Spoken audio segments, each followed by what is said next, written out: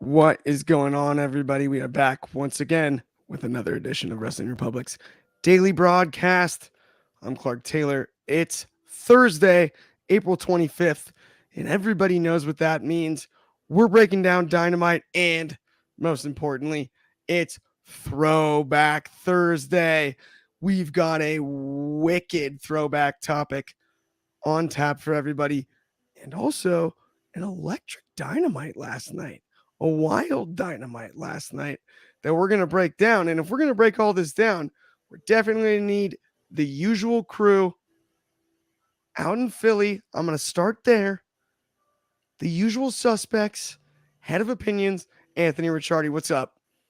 I got to be honest. I don't really feel prepared for this week because, this is the first and only show I'm doing this week. And the two of you have generated such nuclear heat, I don't feel like I fit in.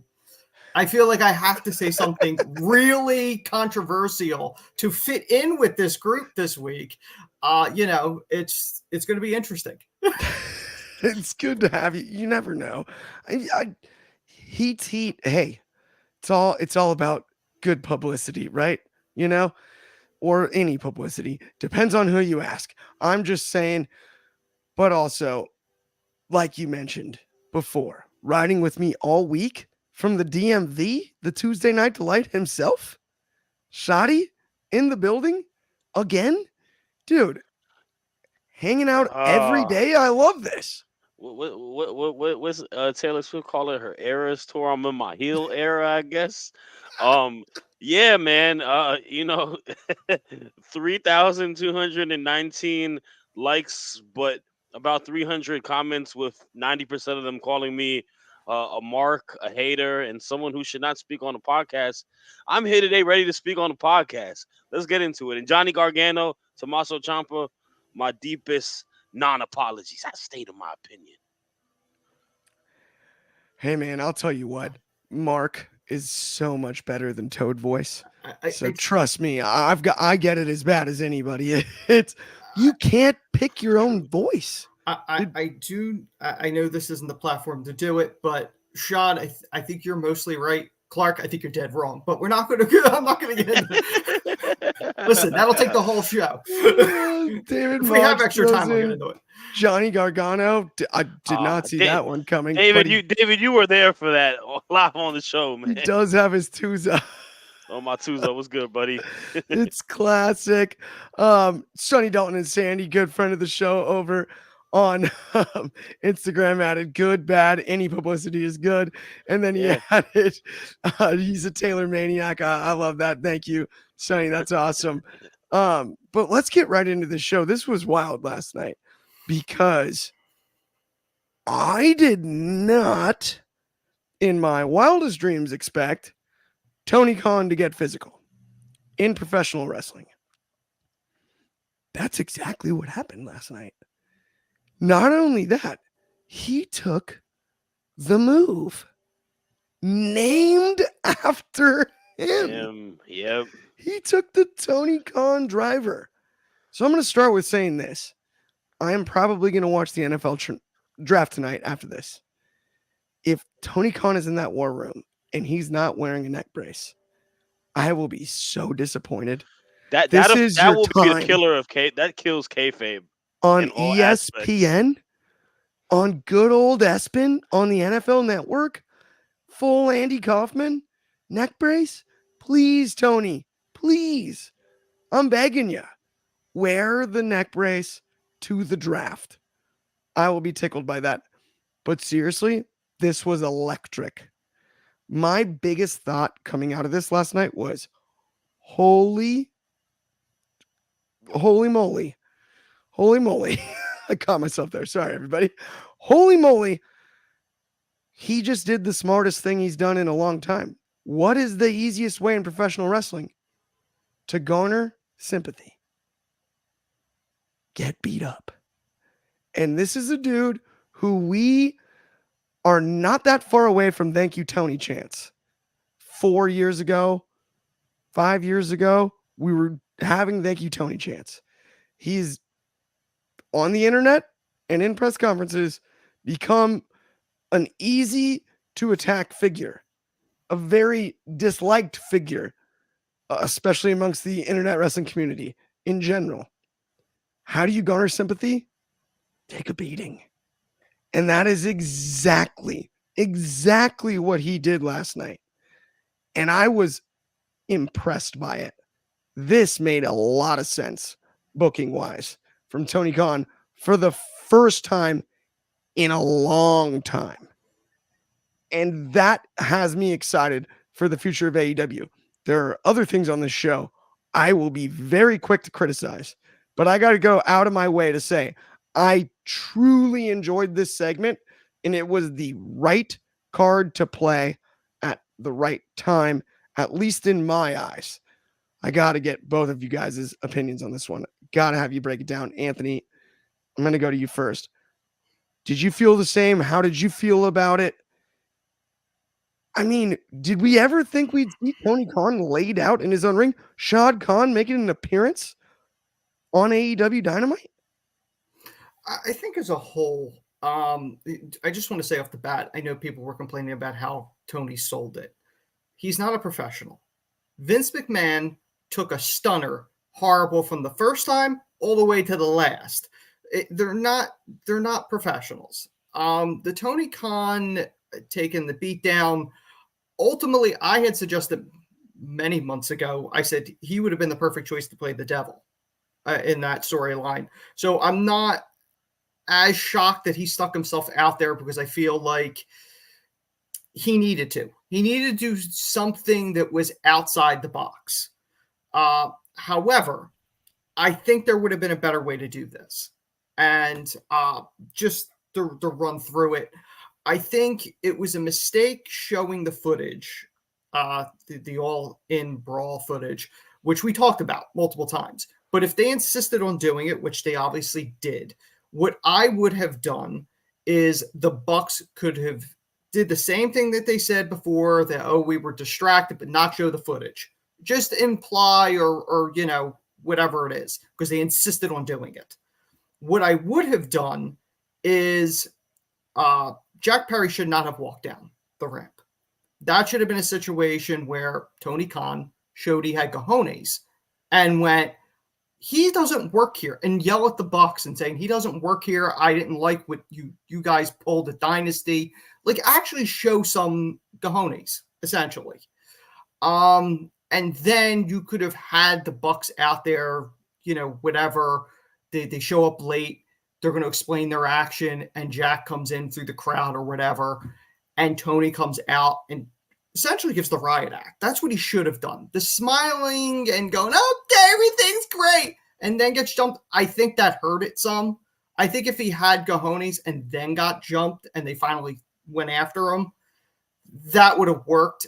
Shad coming out there was a nice touch to add some of the realism to it, although the internet has just decided to make memes of the whole thing. This is, somebody said it's old Mustafa Ali. I saw one comment. Would you do with my money, Tony? And like any number of them. I am interested to see where it goes, but as a whole, realistically, they would all be fired. They have no actual control of the company other than Tony. But again, it's wrestling, so you got to play with it a little. The only thing I will say is, while I totally hear where you're coming from, Tony Khan isn't a performer, right? And we are used to the authority figure being a performer. Like, you look at Scott D'Amore, is a wrestler, right? No, this man wrestled, and you have Tony Khan. I don't think is going to wrestle any matches for himself. Oh no. And but so, like the way it was set up, he should be worked, I think, by the performers in the ring. But he should be a little angry because, again, Jack ripped up the contract. And there should be some anger in there. And it shouldn't just be smile and shaking the hand. That's all I'm saying. Knocked out by the time he's angry, I think, from the beating. I do think with Jack Perry, the story that they're telling there is we smoothed it over. That's why we showed the footage. That to me bridged that gap better than anything that they've done since. Now, teach their own, by the way.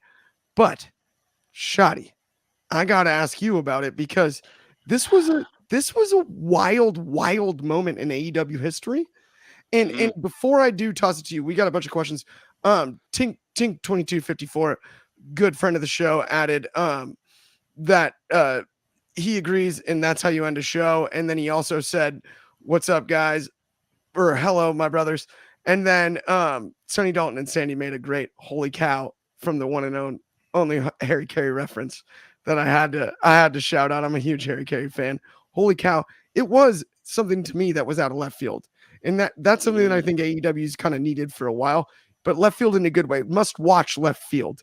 You don't expect the general manager of the Jaguars to be spiked on his skull in the middle of the ring on Wednesday night, the night before the NFL not draft. the general manager. Well, he's in that war room, and he's in the war room because he's part ownership. But they have a GM though. Let's give the GM credit. Isn't he president of football operations still to this day? Isn't that his title? I believe. I don't know if that's his complete title to it, but they have their David Caldwell is the general manager, I believe, or somebody. Caldwell is the official general manager, so GM was a bit of a reach there. But either way, my point is, the night before those worried about the the night before a huge draft. Yeah, no, those worried about Shad and Tony on TV yesterday taking bumps. It's not going to affect the Jacksonville Jaguars draft decisions. They got professionals. They're a team that, unlike the Dallas Cowboys, hires professionals to do work, hires actual coaches to make players' decisions on the field because they know they're not an incapable dirt franchise like the Dallas Cowboys compared to the Philadelphia Eagles. Anyways, to your point about last night, I thought it was something that was completely out of left field in regards to him getting physical, taking the bumps, but that out of left field made incredible television. Did he sell well? No. Did he look cringe and silly? Yes. Did I enjoy every minute of that final segment? Without a doubt. And I will tell you who it benefits. It benefits Jungle Boy, formerly known as Jungle Boy Jack Perry, but it benefits Jack Perry. I was critical on them showing the footage of the brawl out between Jack and CM Punk.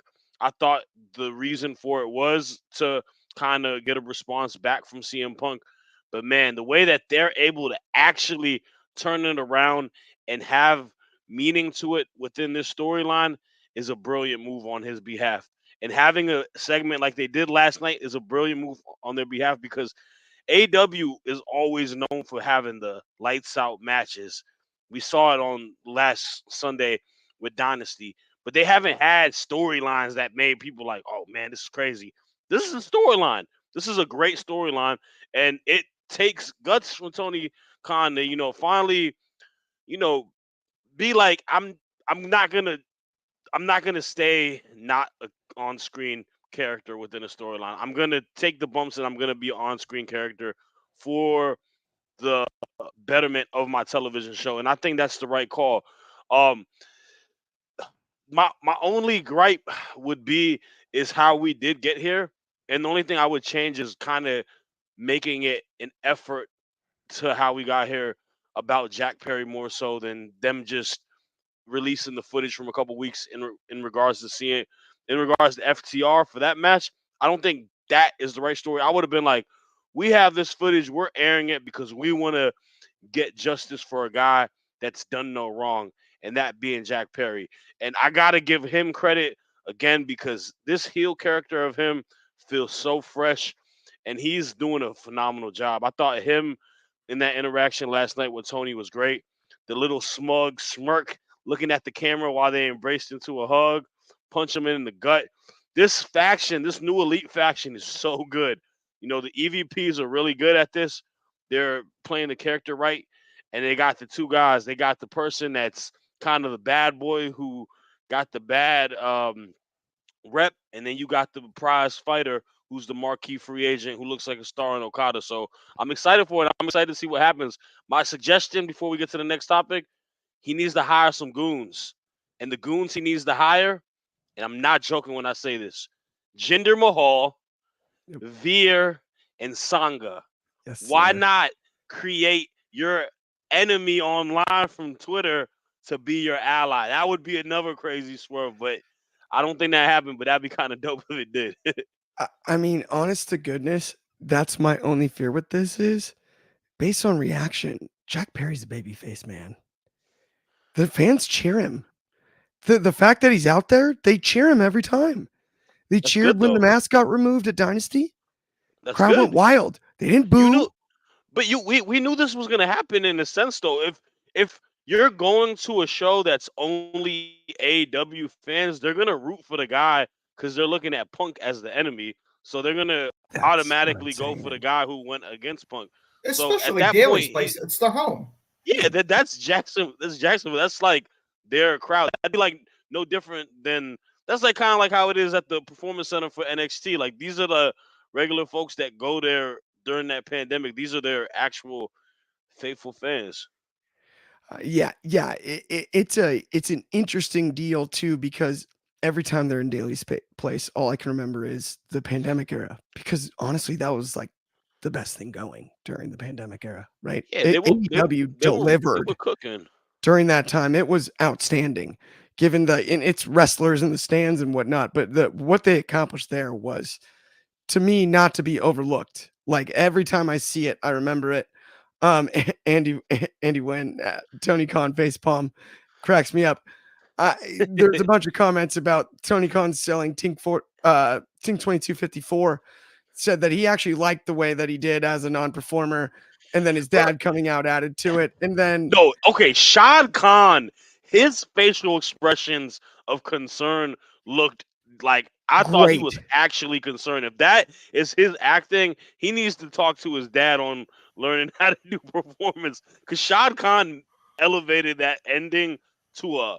Plus, I didn't expect to see him. That was biggest surprise of all of it. I was like, I didn't expect his dad totally. to come, but it. You know what? He sells horribly, right? It looked goofy, but Tony Yeah, Khan is just naturally a goofball. That's just his personality. He's a goofy, like corny dude. Not like saying corny in a bad way, but he's just like a cheese ball. So it works. Could well, we have gotten more than the Job Squad people coming out to check on him? Like, could we get some A-list people in there? And by the way, the Bucks and everybody ran by Shot and all these people, and nobody did it. Shouldn't the Bucks have escaped through the crowd or something to avoid the locker room? Am I I'm a, wrong? okay, wait. Craig 7Uno8 added, "Is Tony Khan okay?"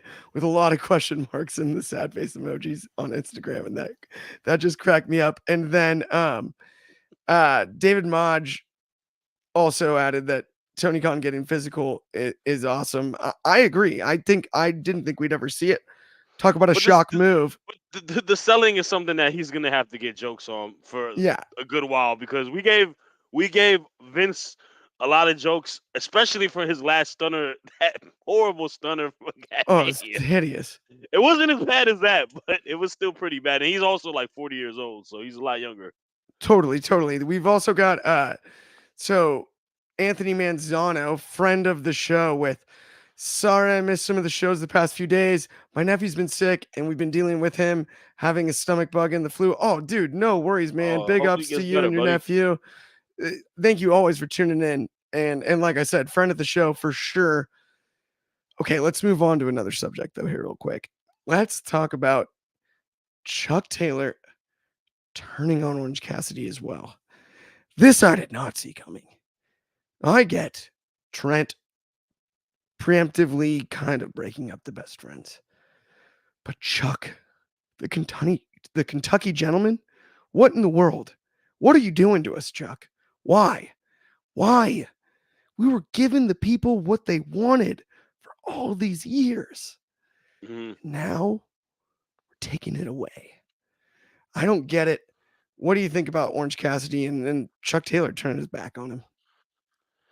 Man, it is one of those things where I don't I don't know how I feel about it because I don't know what the long run is in regards to turning people him breaking up the entire faction because I don't know what they are without Orange Cassidy. I know they are a prominent tag team. I know they got exceptional work, but the reason that people view into the best friends is because OC is the star of the show and he's the act that gets you excited for it and whatnot.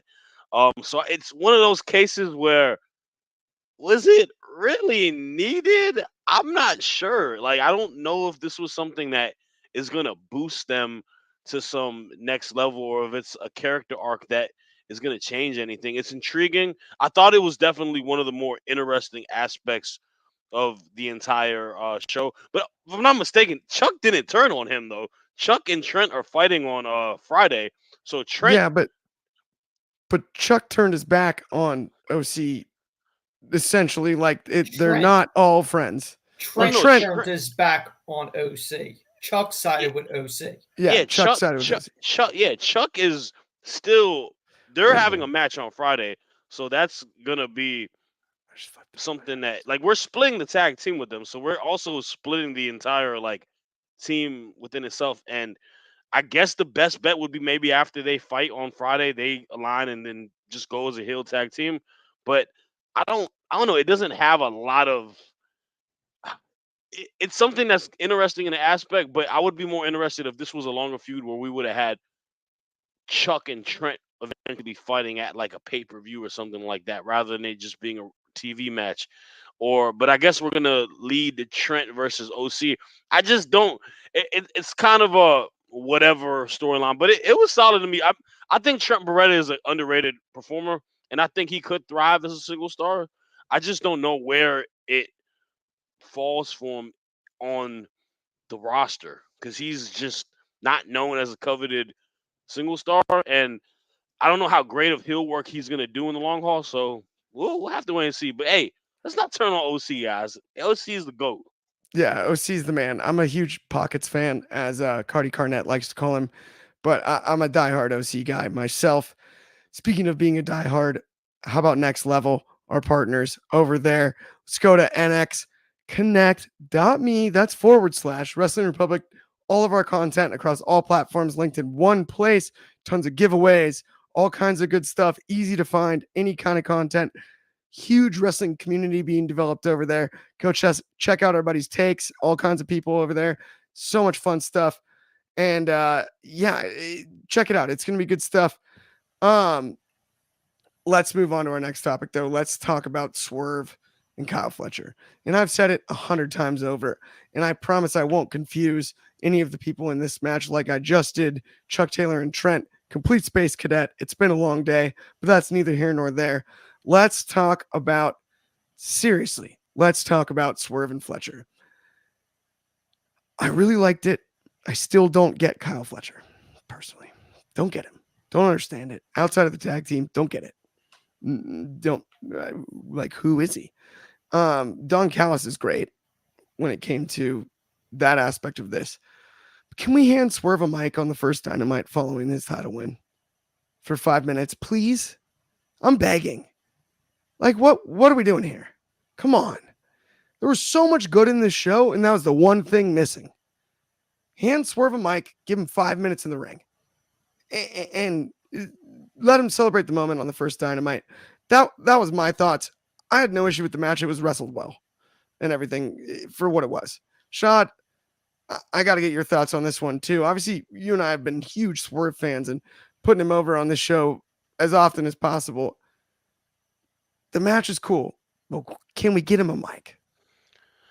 Yeah, that was probably the biggest annoyance for me yesterday was the fact that we didn't get Swerve after a monumental win, being the world champion. Like, let's not ignore that, and getting just a mere match versus a mid carder. Like, no offense to Kyle Fletcher, phenomenal worker. We knew the match is going to be good. Both of them are exceptional professional wrestlings, but this is your world champ. He shouldn't have to do some title contender match for a mid carder on the first moment he is champion. That's not what makes him a champion. That makes him like a television champion. That's what TV champions do, not world champions. You got to treat him in the same space as you treated MJF as John Moxley, as Kenny Omega, as Hangman Adam Page. He's just as good as them because he's in that same club as world champion, and he's there for a reason. So let's not disrespect him and not give him an opportunity to cut a promo at the home of AEW at Daly's place at that. And you know he's over. People were going crazy for him. I thought it was malpractice, bro. I was really annoyed by it. I know that they're going to do it on Saturday, and I saw somebody say that it may be helpful because the viewership after the playoffs. All of that is a bunch of baloney, man. The Yeah. viewership is higher on Wednesday. So yeah, that's some. It is. It was a whiff, trash. and that's why I wanted to ask you about it. Anthony, though, I need to get your opinion on the match itself, as well as that part of it. Because it's so cool that Swerve won this title, and the run has been so remarkable. But I got to get your thoughts here. And also, can you explain Kyle Fletcher to me? No, I don't get him either. I really don't. I mean, he's a good hand. He has the charisma of a paper plate. I don't really get it. Honestly, I didn't understand the logic here. For a company that every few weeks go, the rankings. Explain to me why Kyle Fletcher would even be in the running for a world title shot in that company. I believe Ospreay is undefeated in that company. Yep. But no, he doesn't get an eliminator match. This guy does because Swerve's going to beat him. I don't like the eliminators to begin with. You might as well just made it a title match and had Swerve beat him. What's the point? This is a match to get a shot at the world title if you could beat the champion. Shaw's right. It should have just been him cutting a speech, but no, they didn't want to do that because they were already doing that with Jericho. So they didn't want to do two champions not fighting that night, probably, is the logic. But, I mean, it was what it was. I mean, nothing exciting, nothing crazy about it. Yeah, I'm with you on that 1,000%. Honestly, only because I'm such a huge Swerve fan. That's why it bothers me.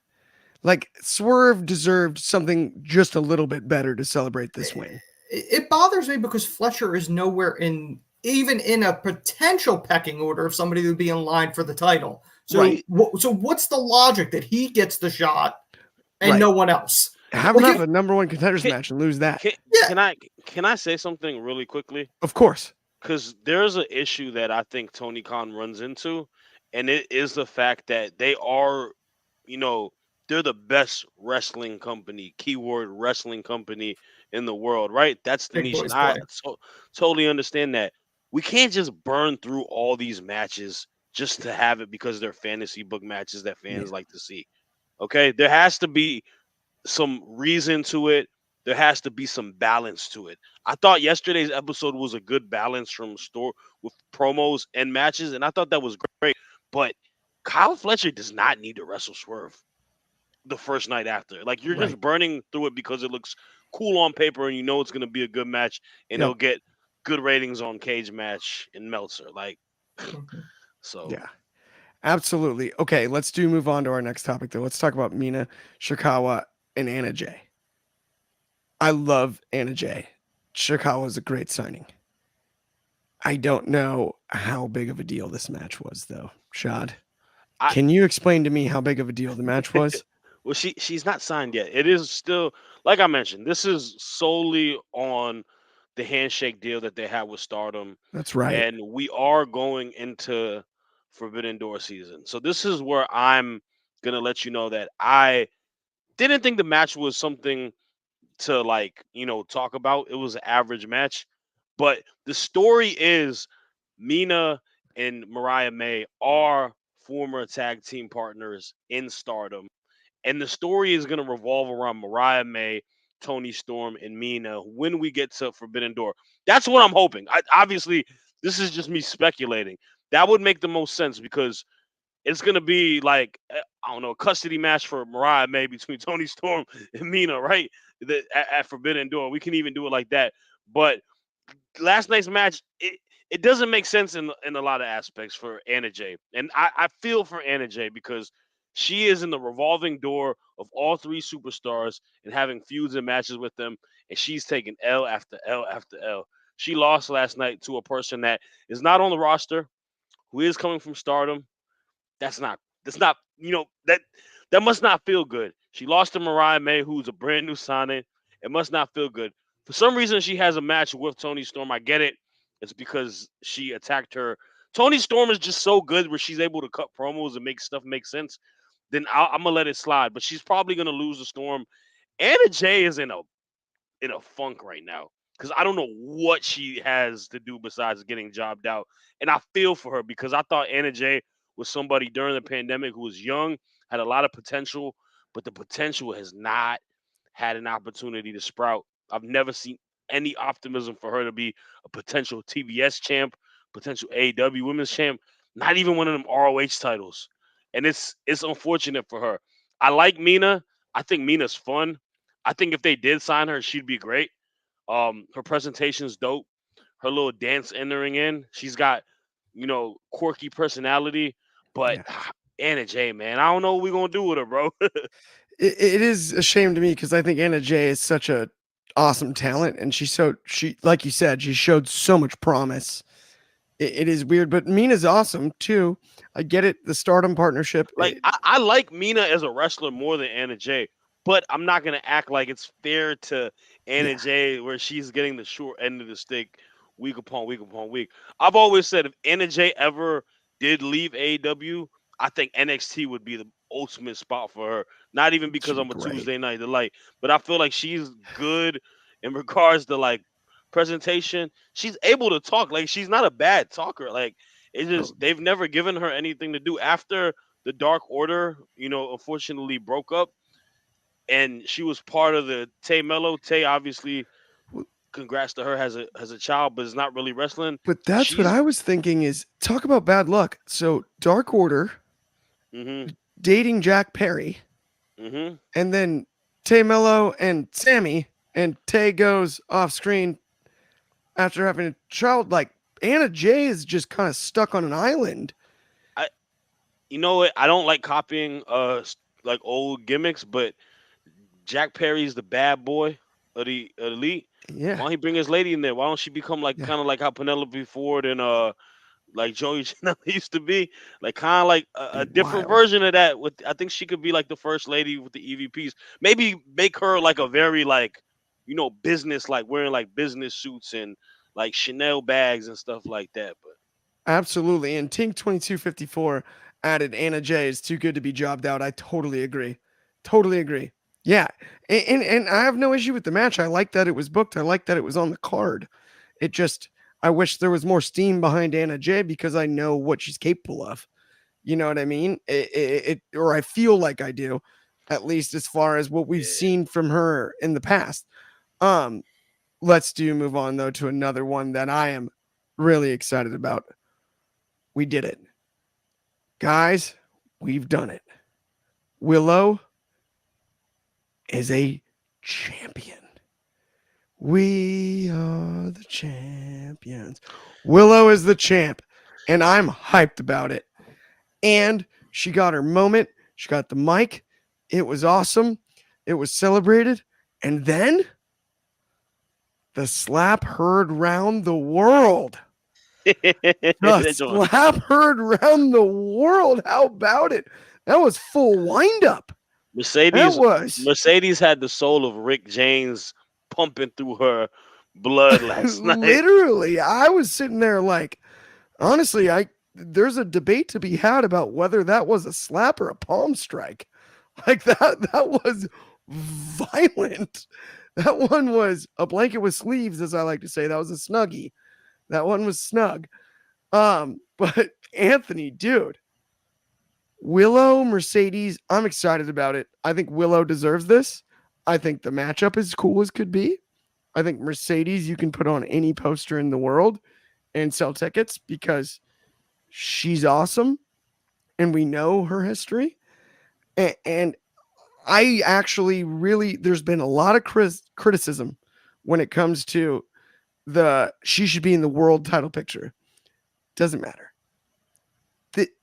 She's going to make this TBS title feel like as big a deal as it did when Jade held it. And so is Willow. And it's going to benefit Willow in the long run. And that's what I'm most excited about. I loved last night when it came to this. I thought the entire thing was executed perfect, because there's almost no one in wrestling, man or woman, more likable than Willow Nightingale, a more sympathetic figure, not even sympathetic, empathetic, like you can relate. The relatability is off the charts. It's not that you like feel bad for her at all. You want her to succeed because the personality is so there. That's my entire thing. And I love that. The CEO on the other side, the big bad guy, I think this is where we needed to get with Mercedes anyway. And slap heard around the world. I want to hear your thoughts, Anthony. Do you agree or no? I've made no qualms about it. I'm not a Mercedes fan. I don't like her. I think she's overrated. Quite frankly, I loved Willow roasting her on the mic. The problem I have with this is the same problem I had prior to Dynasty. I wanted Willow to win because I thought she deserved it, and I think she should have a good run. She won't. She's holding it for Mercedes. Like, this is a transitional run. They're going to give it to the high-priced Monet because Tony's paying her too much money to take a loss in her first AEW match. So that's the sad part. I can't get super excited into this because you know what's happening here. You know where they're going with this. Mercedes is a natural heel because I don't think she's that likable in real life. So it's not much of a stretch there. So I think the heel role is ideal for her. But it's a shame for Willow because I don't think she's holding it long. I'm going to have to disagree there because I think Mercedes Monet is incredibly likable in real life. Okay. On screen, I like the boss CEO type character. Willow Nightingale is so likable. She makes me believe in her. Makes you want to see her succeed. So I gotta say one thing about this topic. No, get in there. And I think this would make it become a marquee thing. I think you may have even said it. Willow has a lot of reminiscence of Bailey originally with her gimmick, being a very colorful, happy-go-loving character and whatnot. And the fans are really behind that. I need Mercedes to get on that bag that she was in NXT, where she made the little girl cry.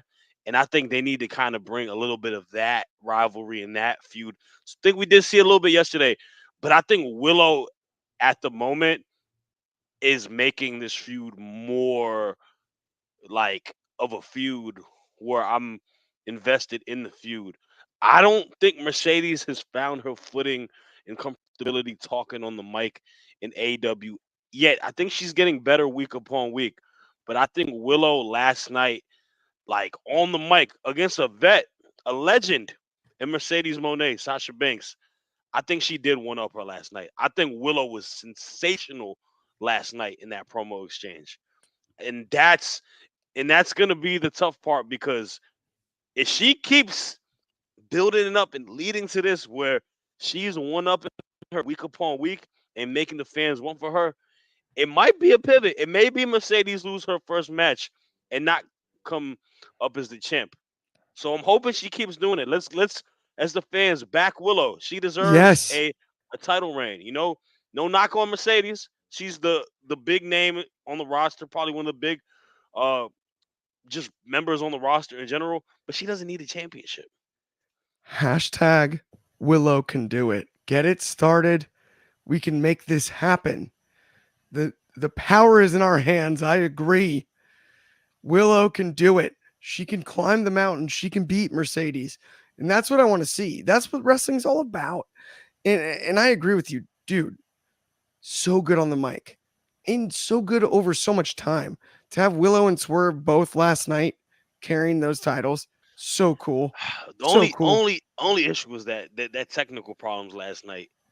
That was brutal. That made it a little rough because I forgot to mention it actually in my segment before. Yeah.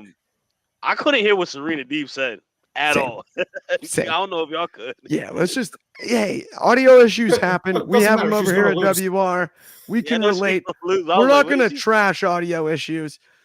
Let's, though, talk about our second to last segment of the evening before we give you guys throwback.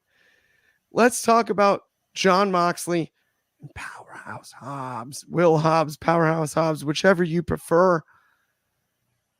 This match was crazy. Speaking of technical difficulties, Hobbs had some technical difficulties, and the referee had to step in and stop this one via sleeper, rear naked choke, whichever you prefer. I'm a bit of an MMA guy, so I usually go with the RNC myself, but it was clean.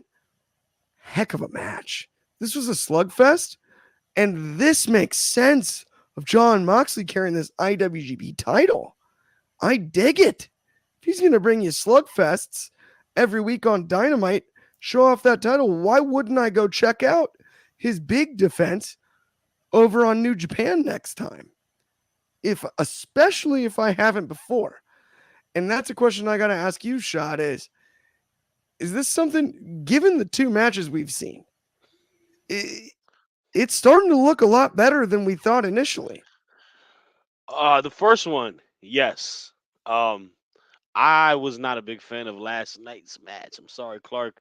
And Okay. I think the pacing was clunky at times. I think it's just it with a lot happening before and the pace at the main event, knowing we had something coming up, and then just the way it ended, unfortunately. And I hope Hobbs is okay because this is the thing. I like both wrestlers a lot. I'm a big fan of Will Hobbs and I'm a big fan of Jon Moxley. It's just it felt kind of like I don't know. It came off as a very awkward match. It just didn't ever really get started to that point. And I know that's how the styles are. Both of them work slower styles. Moxley's a brawler.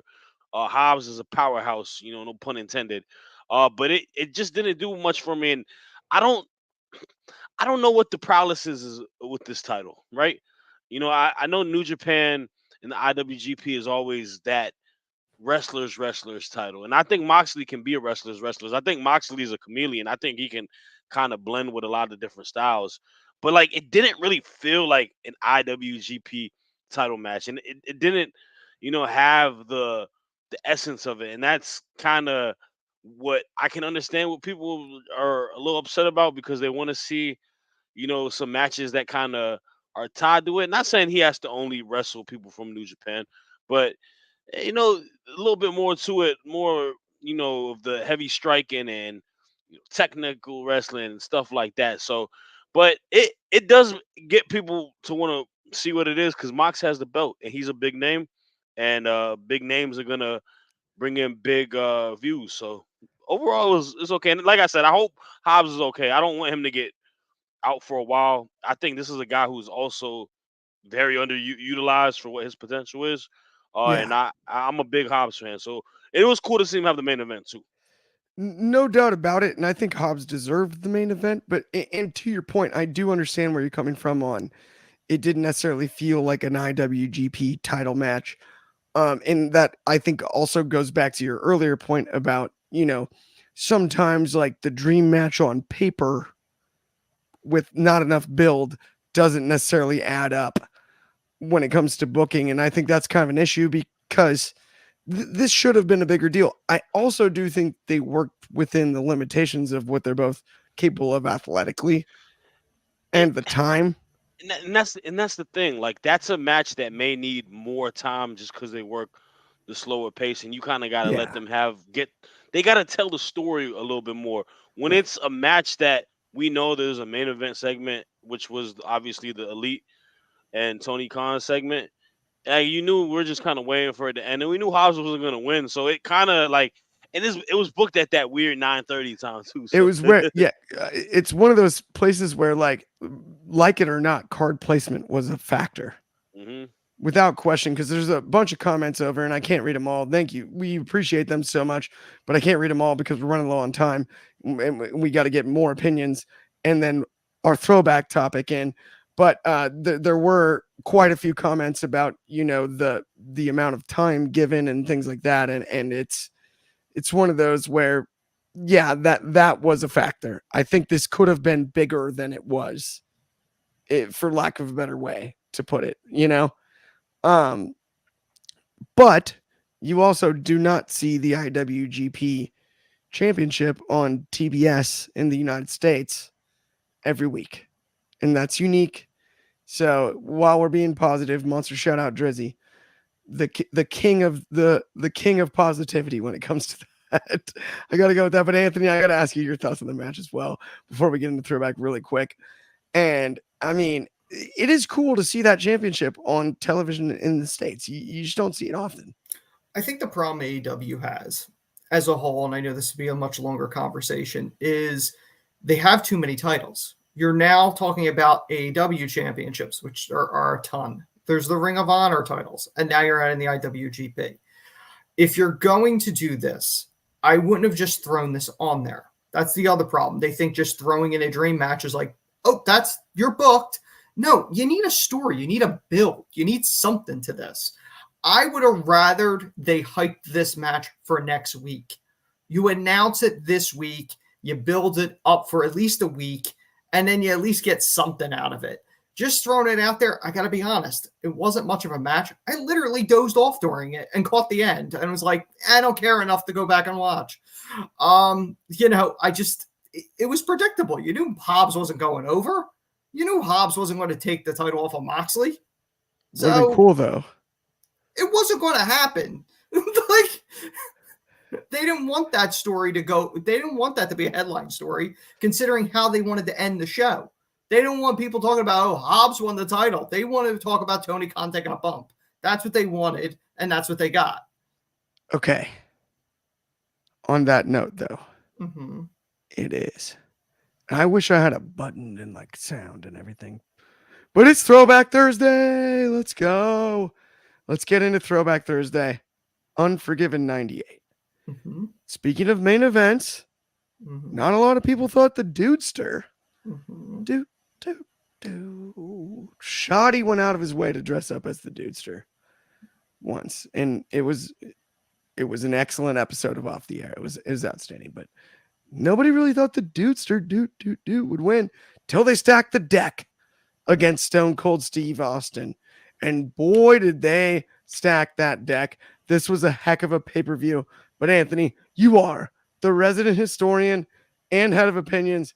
Please break down Unforgiven 98 for us. Give us our history lesson of the week.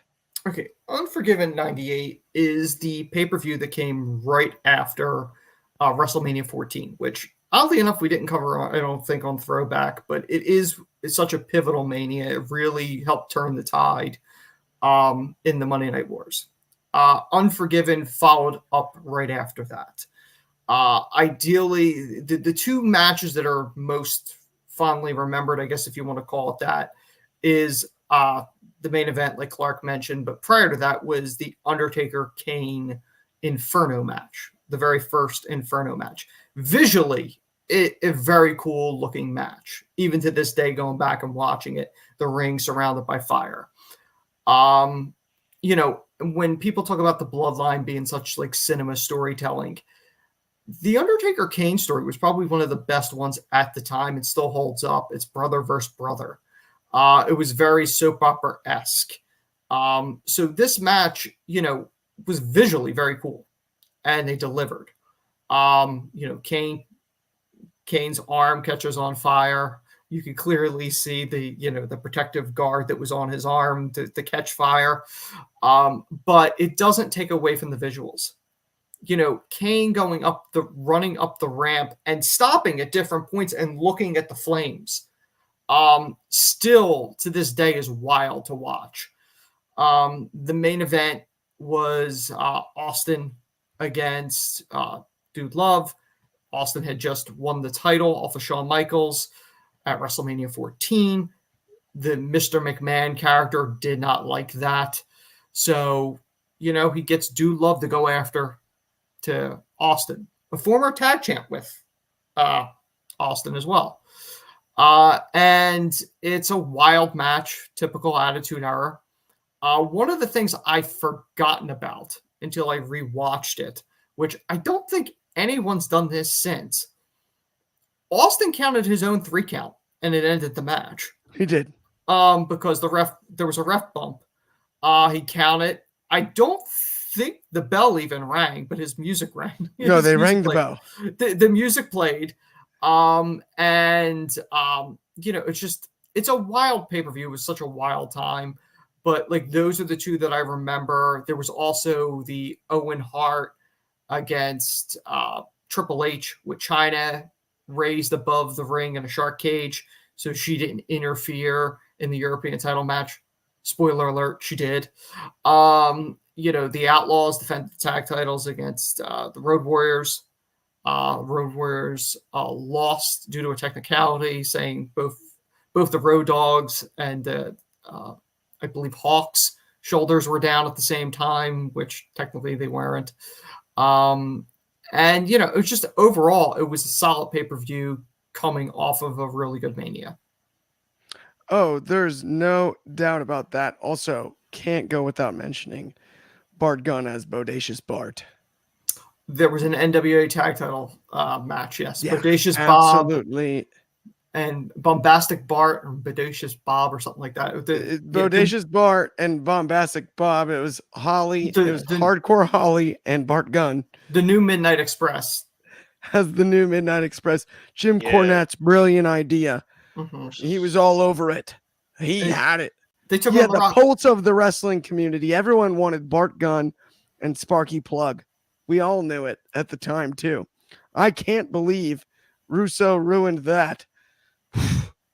I'm just saying, especially at that time in the 90s. But seriously, though, one of the most iconic pay-per-views, we don't even have to say PLE, was the 90s. Pay-per-views of all time, the Dudester. Shad, as a guy who did a show as the Dudester, alongside me, dressed as Sting, which that makeup I'll never do again. But the Dudester, how about Dude Love in maybe Mankind, Dude Love, Mick Foley, arguably a top 10 career main event match against Stone Cold Steve Austin, on top of the fact that you light the ring on fire around the sides and have Undertaker and Kane. Keep in mind, we see? One thing, 2 months later, Mick Foley would fly off the Hell in a Cell. It's 2 months after that. It's 2 months before. Yep, exactly. Yeah, no, I mean, that, like you said, this pay-per-view was definitely one that had a lot of, towards those two matches, a lot of significance. The rivalry between Austin and Dude Love was always one that, or Foley in general, was one I enjoyed, and I thought that match was like you said, very Attitude Era-esque. A lot happening and a lot going on. And then I just know vividly, man, I remember as a kid, I was always so interested and loved the whole Undertaker and Kane feud, man. Like the whole two brothers and it having that Inferno match, man. That is just something that was so visually crazy and amazing to watch, and that match was great. You also had Triple H and Owen, right, for the European title. Yep. Which was a solid bout. Rest in peace, Owen Hart. But yeah, that was a great match. Those were the three matches I liked. Everything else was, was okay. Hit or miss, but I mean, it was a solid pay-per-view. But I mean, the coveted thing is this, man. You think about the Attitude Era, that was the beauty of it, man. Is the character work that you had, and these, the craziness and a lot of the overbooking and wildness. A lot of that what we saw last night, I think that's what we liked about as a wrestling fan. We enjoy, that difference. And I same with Mania with the Rock coming back and having it like that as well. It doesn't need to be just like the Attitude Era, but I do like seeing tidbits and stuff coming back into it in that manner. 100%. And I also do have to add, Luna Vachon did beat Sable. It's an evening gown match. That is, let's not remember it for the match, but the result. Luna got the W, and that's what counts. It's about Luna getting the dub. In my eyes, you don't have matches like that, no. You don't. That doesn't exist, and it shouldn't. No. The sad part with Luna, just because we're on this topic anyway, and I don't know when else we would talk about it. Her dream was always to be the women's champion, and they never gave it to her. And the wild part is, she was the first woman in a video game. She was probably the best performer from the women's perspective from that the roster for. She was in the wrong nearly era. a decade. She was in the wrong era. Yeah. She would have if you would have put her in like a character like her in this era, she would have shined like a star. Where like that, like where women's wrestling is more renowned and appreciated. Definitely, like that era she was in was one that was, over sexualized. Women didn't really wrestle that much.